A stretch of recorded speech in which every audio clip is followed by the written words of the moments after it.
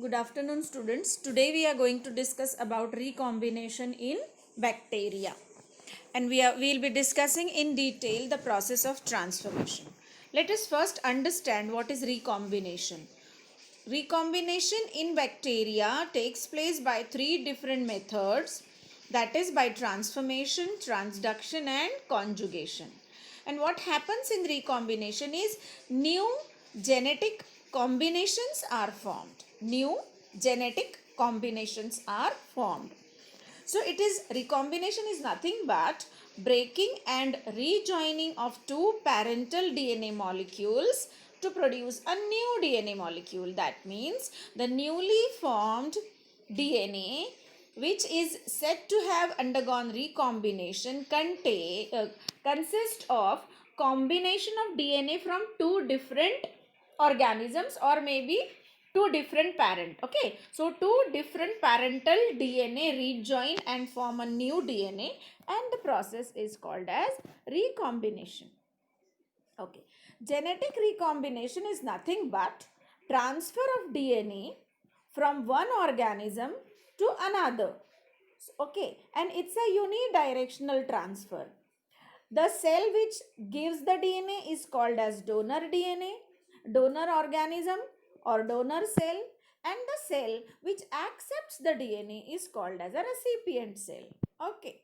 So transfer of DNA from one organism, that is donor, to another organism, that is recipient, okay, is it leads to transfer of donor DNA, and if the donor DNA gets integrated into the recipient's chromosomal DNA by various mechanism like homologous or non-homologous recombination, it leads to formation of a new genetic combination, and hence it is called as genetic recombination. Okay, so DNA gets transferred from one cell to another, that is recipient.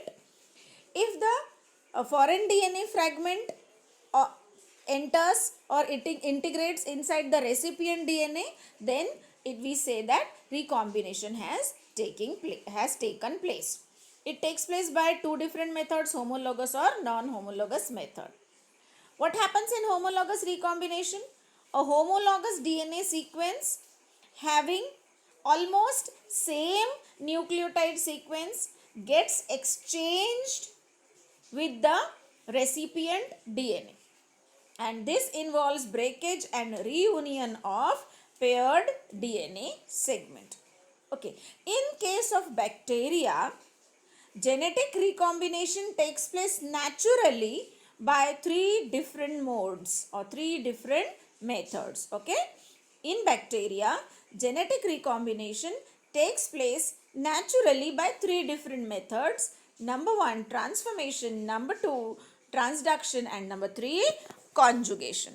So let us today discuss about transformation in detail. So what is transformation? Okay, gene transfer, which involves uptake of naked soluble fragment of donor DNA from its environment inside the recipient cell. Okay, transformation is the process of uptake of naked soluble DNA fragment from the environment inside by the recipient cell. It is transformation. What is transduction? Transduction is a process of gene transfer from donor to recipient with the help of a phage. Okay, a bacteriophage transfers DNA from donor cell to the recipient cell. So phage is a vector. Conjugation is a process of gene transfer between a donor and recipient cell, wherein there is a direct physical contact between the donor cell and the recipient cell. Okay. What is transformation? It is a process of genetic modification, genetic recombination, in which fragment of naked DNA from donor cell enters and get integrated inside the DNA of recipient cell. Okay, so what is transformation? Here donor cell is not required, because if a donor cell is dead and the DNA has been released, in the environment, then also the recipient will take up the DNA. So donor cell, live donor cell is not required. What is required is only donor DNA fragments. Okay. So transformation is a process of genetic modification in which fragments of donor DNA enter and gets integrated inside the DNA of recipient cell. This phenomena has been observed in Bacillus, Haemophilus, Neisseria, Streptococcus. Okay. Transformation was first studied by scientist Griffith in the year 1928 in the organism Diplococcus pneumoniae, also called as Streptococcus pneumoniae. Actually, when you stain the organism, it occurs in, you can say, two cocci are in combination. That is why the name diplococci. Cocci are observed in pairs. Okay. Cocci are observed in pairs. So the name of the organism is Diplococcus pneumoniae or Streptococcus pneumoniae. This organism causes septicemia, okay, in humans, pneumonia, and ultimately septicemia in humans, as well as it is fatal to mice. Okay.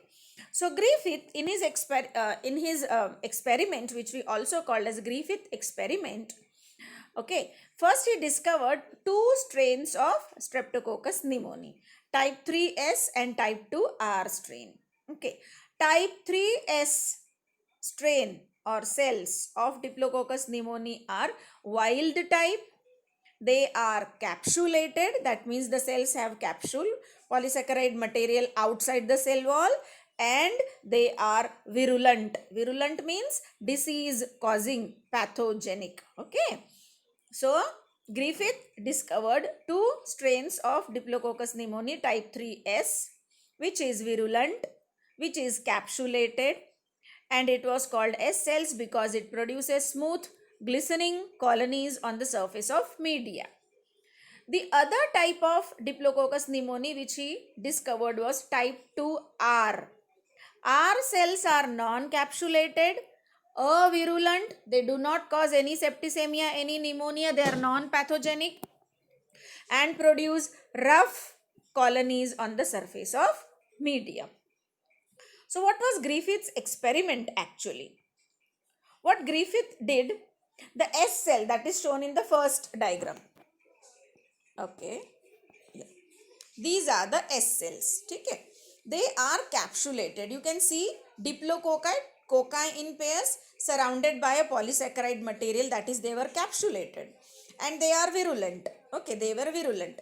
When this was injected into mice, the mice developed septicemia and they died. Okay. In the second experiment, he took living R cells. Okay, in the first experiment, living S cells injected into mice, mice dies. In the second experiment, living R cells. R cells are non-virulent. They do not cause septicemia. When they were injected into mice, the mice remained healthy. In the third, what he did, heat killed S cells. S cell suspension was taken, heated and killed. And when the heat killed S suspension was injected into mice, mice did not die. Mice remained healthy. That means heating destroyed the virulence of the organism. Pathogenicity of the organism was destroyed upon heating. Okay. In the fourth experiment, he took mixture of, in the fourth one, he took mixture of heat killed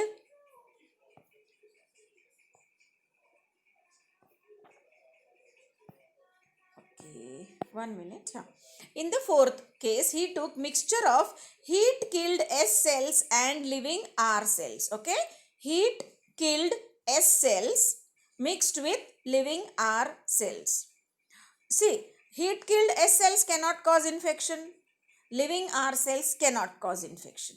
But when the two were mixed and injected into mice, the mice died. Some of the mice died and living R cells were present inside the mice, dead mice. Okay, living S cells were found inside the dead mice. What does it mean? See, actually what was injected? Mixture of heat killed S cells and R cell. R cell cannot cause infection, S cell cannot cause infection. But when the two were mixed, it caused infection. The mice died and living S cells were present inside the dead mouse. So how come that when living S cells were not injected, living S cells were found in the body of dead mouse? So Griffith thought that the R cells were transformed into S cells. Okay. The living R cells, actually S cells were dead. So living R cells were transformed, converted into living S cells. And what Griffith thought, that the transforming agent was protein, or it must be the polysaccharide capsule. Okay. So pneumococcus bacteria has two strains. Two strains were used here. Virulent S strain, smooth coat, kills mice. Second was non-virulent rough strain that does not kill mice. Heating destroys the virulence, that means pathogenicity of S cells. When heat killed S cell is mixed with live R cell and injected into mice, the mice dies. Its tissues are found to contain living S cells. Okay. Griffith concluded that something in the heat killed S cell transformed the R cells into S cells. What Griffith said? Something was present inside the heat killed S cells which transformed R cells into S cell. But the nature of or the principle was not understood. Now Griffith thought that the transforming agent was polysaccharide present in the capsule of heat killed virulent cells. And it was believed that the transforming agent which converted R cells into S cell was polysaccharide material. Or some of the even scientists believed it was protein material. But for the first time in 1944, MacLeod, Avery and McCarty proved that the transforming agent was a DNA. Okay. It was proved by MacLeod, Avery and McCarty. By carrying out various experiments and research, the three people proved that the transforming agent was a DNA. That is, DNA from S cells gets integrated inside R cells. Okay.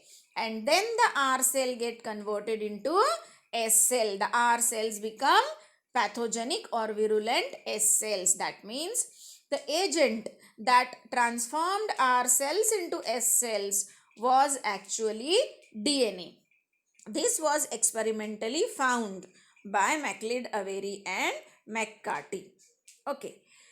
They proved for the first time that DNA was the genetic material in the organism responsible for transforming R cells into S cells. For this, they carried out various experiments. They took purified form of R cells and they mixed with RNA from S cell. R cells remained R cells only. When the purified R cells were mixed with protein from S cells, R cells remained R cells only. They did not kill the mice. When polysaccharide and from S cell was mixed with living R cell, again the R cell remained R cell. They did not kill the mice. But when DNA from S cells was mixed with living R cells, the R cells were converted into S cells and they could kill mice. So experimentally, MacLeod, Avery and McCarty proved that the transforming agent was a DNA. Now, when can a cell undergo transformation? To undergo transformation, a cell has to accept a naked donor DNA fragment. Okay, so in order to become successfully transformed, the recipient cell has to accept the donor DNA. And the recipient cell does not accept the donor DNA anytime in the life cycle. It accepts the donor DNA only when the cell is competent. Okay, so we have to study the phenomena of competence.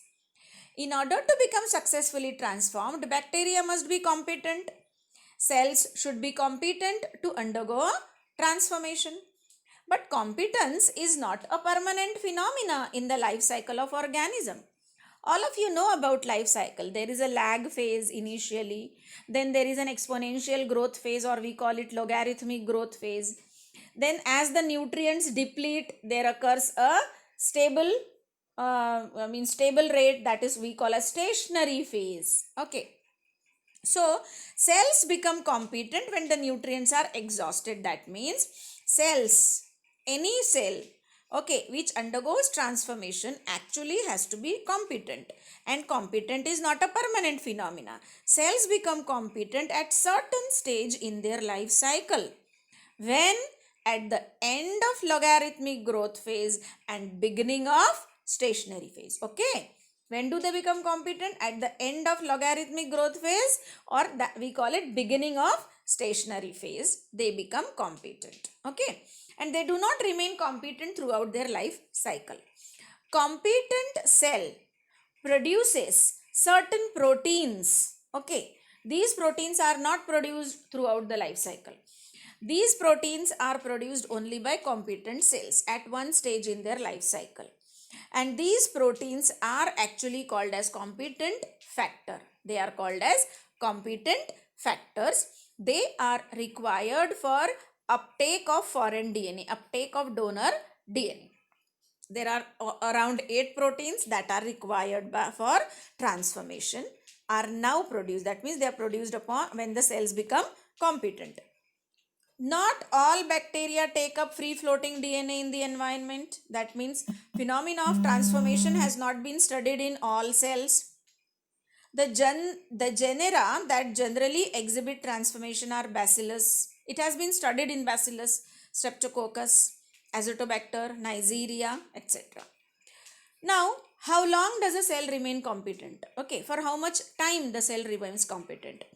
It has been found that the cells remain competent for a few minutes in Streptococci and for hours in Bacillus subtilis. So, it is different. The time period for which a cell remains competent differs from one genera to another genera. What happens during the process of transformation? Okay. So, you can see a red color donor DNA fragment lying in the environment. This donor DNA is taken up inside the cell. How it is taken up, we'll discuss later on. So, it enters inside the cell. Then what happens? The blue color is the recipient DNA. Now, the donor DNA or foreign DNA we call it, because it is coming from outside. So, it by homologous recombination. The donor DNA actually rotates and founds a homologous region on the recipient DNA, and then crossing over takes place. The same region from recipient cell comes out, and the foreign DNA, that is red colored DNA here shown here, integrates inside the recipient cell. So you can see that in the recipient cell, so the red color is the foreign DNA, the blue color is the recipient DNA. So now you can see that there is crossing over, and after crossing over, the foreign DNA has, in the third figure, the foreign DNA red color has integrated inside the chromosomal DNA of recipient, and now the recipient cell is said to be a transformed cell. And when this transformed cells undergoes binary fission, both the daughter cells are recombinant cells. Okay. Now, how it takes place? Now, during the phenomena of competence, certain number of proteins are synthesized by the competent cell. The first one is DNA binding protein. The foreign DNA fragment, which is double stranded, binds to the cell wall of the recipient cell by DNA binding protein. Okay, with the help of DNA binding protein, it binds to the recipient cell. Okay, then nuclease enzyme is produced by the recipient cell. The nuclease enzyme specifically cleaves one of the strand. That means double stranded DNA is converted into single stranded DNA. Now the single stranded DNA, okay, is carried by, there is a carrier protein which carries the single stranded DNA inside the cell. Okay, so the single stranded DNA is brought inside the cell. Now the single stranded DNA, you can see here, gets integrated. You can see here that the single stranded DNA gets integrated inside. So in the last figure, we can see that, here we can see that the single stranded DNA gets integrated inside the chromosomal DNA of recipient cell, and the recipient DNA, that is blue colored one shown here, is removed. Okay. So successfully the foreign DNA, the donor DNA, integrates inside the chromosomal DNA of recipient cell, and the recipient cell is said to be transformed. So here the chromosomal DNA that is present now inside the recipient cell is a combination of donor DNA and recipient DNA. So this type of DNA is called as a recombinant DNA, and the cell is said to be have undergone recombination,